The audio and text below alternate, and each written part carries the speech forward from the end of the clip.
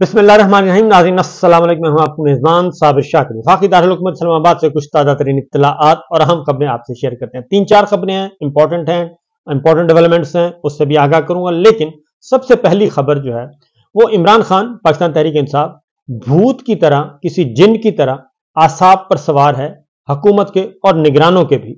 उसकी वजह यह है कि कल रात नए साल का जश्न मनाया गया। नए साल की आमद new year night, happy new year night एक दूसरे को कहा जाता है। और पूरी दुनिया में हर मुल्क ने अपने अपने कल्चर के मुताबिक ये हैप्पी न्यू ईयर नाइट मनाई और वेलकम किया, चरागाह किया गया और बत्तियां रोशन की गई।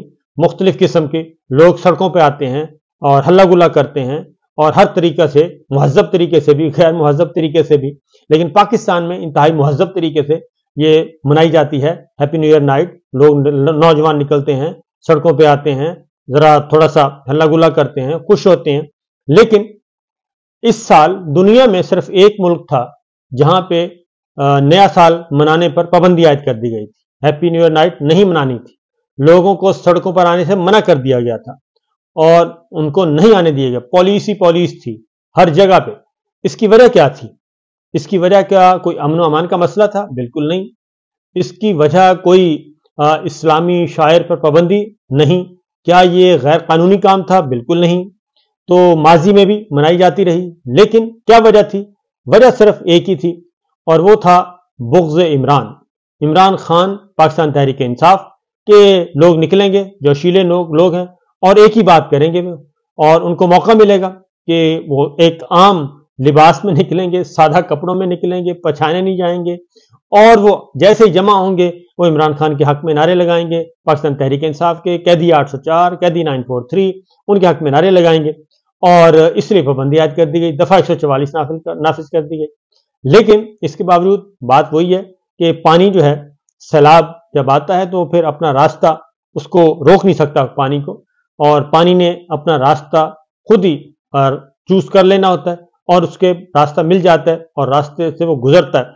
इसी तरीके से कल भी ऐसा ही हुआ और मुख्तलिफ शहरों में और ख़ासतौर पर मरी में और दीगर शहरों में ये वीडियोज़ आना शुरू हो गई और लोग निकले जहां जहां मौका मिला और लोगों ने कैदी नंबर 804, इमरान खान जिंदाबाद, वजीर आजम इमरान खान, ये नारे लगाए।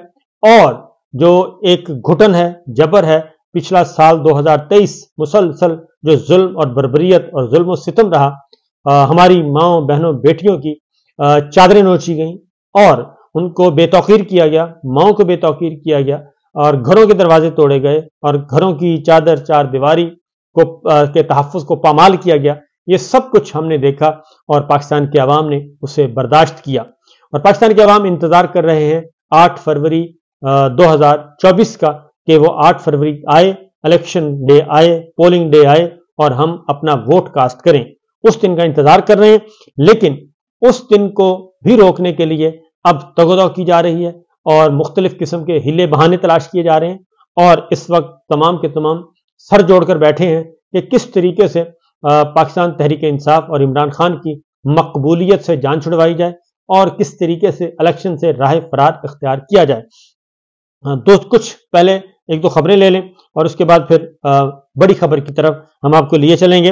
हुआ यह है कि पहले तो नया साल मैंने आपको बता दिया कि कैसे मनाया गया। कैदी नंबर 804, 943 इमरान खान पाकिस्तान तहरीक इंसाफ जाले मतवाले निकले और उन्होंने अपना गुस्सा निकाला और अपना इजहार मोहब्बत किया और बजाय इसके कि लोगों को जमहूरी आज़ादी होनी चाहिए, सियासी आज़ादी होनी चाहिए और उनको सियासी आज़ादियाँ आइन देता है, कानून देता है और इलेक्शन अनाउंस हो चुका है, शेड्यूल आ चुका है, चंद दिन बाकी हैं और आज यकम हो गई है और सिर्फ एक महीना और चंद दिन बाकी हैं इलेक्शन होने में। और इसमें अगर इस वक्त भी जल्द से जुलूस कहीं नहीं है तो वो नजर नहीं आ रहे। जो जमात जल्द से जुलूस करना जानती है और जो कर सकती है और करना चाहती है, पाकिस्तान तहरीक इंसाफ, उस पर मुकम्मल तौर पे पाबंदी है और मुकम्मल तौर पे फस्तायत, इस वक्त फाशिस्ट सोच उस पर अप्लाई की जा रही है। और रात गए भी, कल भी जो है वो ऑपरेशन क्रैकडाउन सब कुछ चलता रहा, गिरफ्तारियां हो रही हैं, लिस्टें बन रही हैं कि 8 फरवरी तक ये तमाम एक्टिविटीज जो हैं, पॉलिटिकल सरगर्मियां, पॉलिटिकल एक्टिविटीज जो हैं वो नहीं होनी चाहिए और पाकिस्तान तहरीक इंसाफ की लिस्टें बनाई जा रही हैं। लेकिन मैंने बताया कि जैसे ही लोगों को मौका मिलता है, रात उनको लोगों को मौका मिला, वो सड़कों पे आए और नारे लगाए और नारेबाजी और इज़हार यकजहती किया और अपने अपने घरों को चल दिए। पुरअमन थे, सब कुछ थे।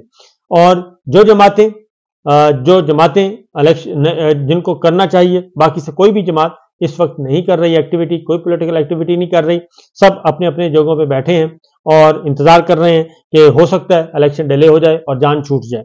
बहरहाल एक खबर मौलाना फजलुर रहमान साहब के हवाले से पहले शेयर कर लें। तो मौलाना फजलुर रहमान साहब को धमकी आमेज वो वजारत दाखिला ने कहा कि सख्त तरीन उनको खतरा है जिंदगी का। और एमएल वली खान को तो कल खबर आई मुबैना तौर पर कि जी उनके गाड़ी के दोनों तरफ फायरिंग हुई है। और इसके बाद फिर ये हुआ कि जब खबरें सोशल मीडिया पे, टीवी पे सब कुछ आई और JUI की तरफ से भरपूर किस्म की मजम्मत की गई, गम गुस्से का इजहार किया गया, तो फिर सेक्रेटरी दाखिला की तरफ से और हुकूमत की तरफ से यह स्टेटमेंट आया कि ये मौलाना फजलुर रहमान साहब पे नहीं था बल्कि पुलिस चौकी पे हमला था। तो ये अब मौलाना फजलुर रहमान साहब बता सकते हैं या फिर मुकामी इंतजामिया बता सकती है कि ये हमला किस पे था, पुलिस पे था। लेकिन बहरहाल एक शरपसंदाना कार्रवाई तो बहरहाल थी, अगर थी तो बहरहाल ये चल रहा है जी। और एक और जो है, एक तरफ तो लोगों को नया साल नहीं मनाने नहीं दिया जा रहा और इस तरह की बेहुदा किस्म की पाबंदियां लगाई जा रही हैं। दूसरी तरफ एक और भी 4-5 दिन हो गए खबरों की वजह से हम आपको शेयर नहीं कर सके, Shaukat Khanum memorial cancer hospital, और वहां पे गरीबों का इलाज मुफ्त होता है और कैंसर महंगा तरीन इलाज है। और चूंकि मुझे खुद भी ज़ाती तौर पे वहां पे विजिट करने का मौका मिला है और उस वहां पे लोगों का वाकईतन मुफ्त इलाज होता है। जो मरीज जितना मुस्तहिक होता है उसको उतना ट्रीटमेंट फ्री कर दिया जाता है। अगर कोई मरीज 100% फ्री करवाना चाहता है और उसकी सख्त नहीं है और शौकत खानम हॉस्पिटल ने उसको अगर एडमिट कर लिया है तो फिर वो उसका इलाज मुफ्त करती है। हाँ, उस पर 20 लाख खर्च आए, 40 आए, 50 आए, करोड़ आए, 2 करोड़ आए, वो खर्च करते हैं और किसी को एहसास तक नहीं होने देते कि उन पे कोई एहसान हो रहा है। ये सिचुएशन है और ये सब कुछ चलता है। मुखय्यर हजरात जो हैं, जो देना चाहते हैं, वो फंड करते हैं और फंड रेजिंग हर तकरीबात होती हैं चंदा जमा करने की, और वो फिर आगे जाता है मेन अकाउंट में, वहां से फिर ये सारा साल इलाज होता रहता है। शौकत खानम कैंसर हॉस्पिटल की तरफ से, इंतजामिया की तरफ से इस्लामाबाद में एक तकरीब रखी गई थी फंड रेजिंग की। हर साल होती है, हर साल 2-3 दफा हो जाती है, जैसे जैसे मौका मिलता है वो करते हैं और बाकी भी करते हैं। लेकिन शौकत खानम हॉस्पिटल को, इंतजामिया को वो इजाजत नहीं दी गई कि वो फंड रेजिंग के लिए भी आप कोई तकरीब नहीं कर सकते।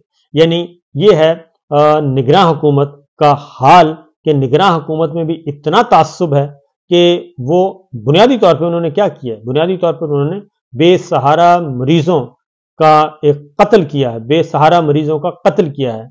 उनके लिए जो पैसे आने थे उन पैसों को रोका है, सिर्फ इस वजह से कि बुग़्ज़ इमरान में, इमरान खान से इंतकाम में ये है। लेकिन दूसरी जानिब ये जितना भी पाबंदियां लगाते जाएं, दूसरी जानिब ये हुआ कि वो जो नंबर दिया हुआ है उस पर अवाम जो है उस पर ज्यादा पैसे, हर रोज पैसे भेज रही है और बाकी लोगों ने जैसे जैसे ये खबर फैलती जा रही है तो बराह रास्त लोग उनसे रब्ता कर रहे हैं कि जनाब बताएं कितनी जरूरत है। तो कहने का मतलब ये है कि सियासी इंतकाम तो था ही था, अब ये बेसहारा मरीजों से भी इंतकाम लेना शुरू हो गए हैं। इससे ज्यादा गैर इंसानी और बददियानती और बदनीयती और दरिंदगी हो नहीं सकती कि आप किसी भी अस्पताल खैरात इकट्ठा करना, फंड्स इकट्ठे करने को आप पाबंदी लगा दें सिर्फ इसलिए कि आपका उनसे सियासी इख्तिलाफ है। तो ये है काकड़ हुकूमत का कारनामा, मैंने कहा आपको बता दूं। अब आते हैं बड़ी खबर की तरफ। बड़ी खबर यह है, सिचुएशन इस वक्त जुबैर साहब, मुस्लिम लीग नवाज के अंदर बड़ी तोड़फोड़ चल रही है और वो तोड़फोड़ अलहदा से बात करेंगे। लेकिन जुबैर साहब, मोहम्मद जुबैर, साबिक गवर्नर सिंध, मुस्लिम लीग नवाज शरीफ साहब के तर्जुमान, मरियम साहिबा के तर्जुमान, इंतहाई अहम आदमी, असद उमर साहब के भाई, क्योंकि असद उमर साहब पाकिस्तान तहरीक इंसाफ में थे और जुबैर साहब मुस्लिम लीग नवाज में थे। बहुत क्लोज, बहुत ही काबिल एतमाद, बहुत ही मोतमद और बहुत ही मुतवाजन शख्सियत के मालिक।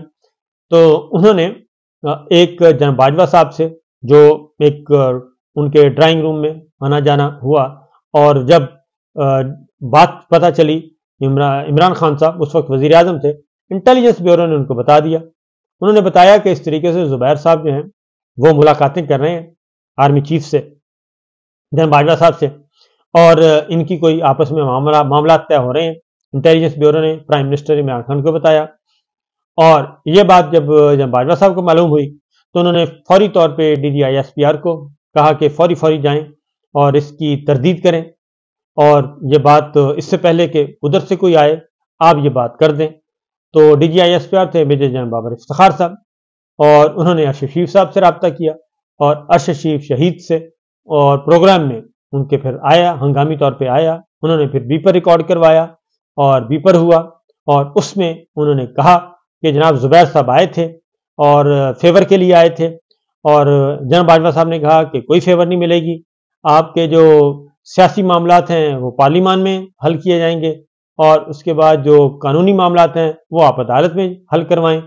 تو بنیادی طور پہ وہ دونوں باتیں بعد میں ہو گئیں.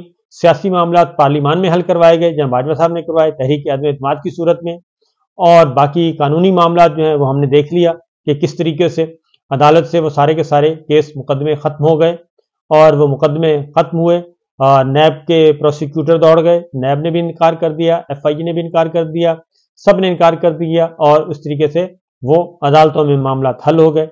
اس وقت تردید کی گئی، مسلسل تردید کی جاتی رہی، جناب باجوہ صاحب کی طرف سے بھی اور نون لیگ کی طرف سے بھی.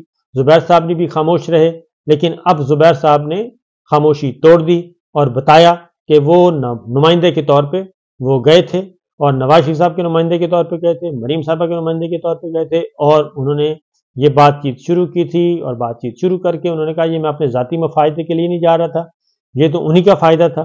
تو میں نے یہ سلسلہ جو آئس بریک ہوئی، اور اس کے بعد پھر انہوں نے بتایا شہزاد اقبال صاحب کو پروگرام میں بیٹھ کے بتایا کہ پھر اس کے بعد آسانیاں پیدا ہوئیں اور معاملات ہوئے، اور یہ سب کچھ ہوا.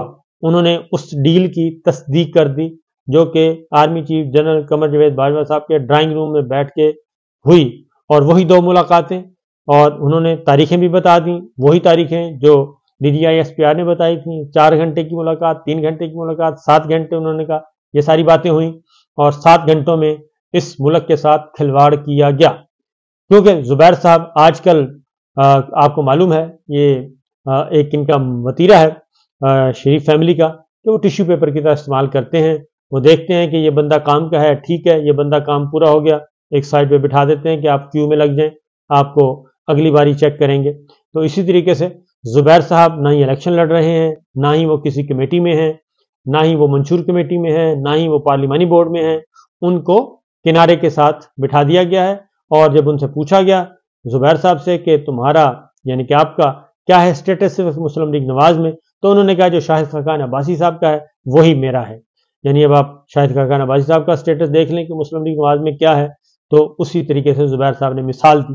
اس کا مطلب یہ ہے کہ مزید بھی کچھ ایسی آوازیں ہیں جو کہ مسلم لیگ نواز میں جو کہ کنارہ کشی اختیار کر رہی ہیں، اور مسلم لیگ نواز ان سے کنارہ کشی اختیار کر رہی ہے، اور مریم صاحبہ اپنا گروپ لے کر آ رہی ہیں. اب زبیر صاحب کو کیوں سائڈ لائن کیا گیا یہ تو میرا خیال مریم صاحبہ بتائیں گی یا نواز شریف صاحب بتائیں گے، کیونکہ وہ اس سے نیچے کا کوئی کیلیبر ہے نہیں کہ جو بتائے. کیونکہ زبیر صاحب براہ راست مریم صاحبہ کے ساتھ تھے یا پھر نواز شریف صاحب کے ساتھ تھے، اور انہی کی ہدایت پر یہ ایک بگ ڈیل جو ہے وہ کر رہے تھے، اور وہ بگ ڈیل کامیاب ہوئی. زبیر صاحب نے کہا کہ وہ NRO کامیاب ہوا، معاملات کامیاب ہوئے، اور اس میں ان کا بڑا عمل دخل تھا، لیکن انہوں نے کہا کہ وہ بتائیں گے پھر کسی وقت مناسب وقت پر. تو سچویشن یہ ہے کہ اس وقت جو فساد ہے، ہم بھی یہی کہتے ہیں اور باقی لوگ بھی کہتے ہیں، اس فساد کی وجہ صرف ایک ہی ہے، اور جب تک ان کو ان پہ نہیں گرفت ہوگی، ان کو پکڑا نہیں جائے گا، ان سے پوچھا نہیں جائے گا، تب تک یہ اس طرح کے سانحات جو ہیں وہ ہوتے رہیں گے. اور اس وقت جتنی آئین شکنی ہے، جتنی جمہوریت شکنی ہے، جتنی قانون کو مسخ کیا جا رہا ہے، عدلیہ کو تباہ کیا جا رہا ہے، میڈیا کو سینسر کیا جا رہا ہے، یہ سارے کے سارے جو شروعات ہیں یہ اسی ملاقات سے، 4 گھنٹے کی ملاقات اور 3 گھنٹے کی ملاقات زبیر صاحب کی اور آرمی چیف باجوہ صاحب کی، ان ملاقاتوں سے یہ شروعات ہوئی تھی اور اسی وقت بنیادیں رکھی گئی تھیں۔ بہرحال جی یہ ہے سچویشن، اور باقی باتیں انشاءاللہ اگلے ولاگ میں۔ اجازت دیجیے، اللہ حافظ۔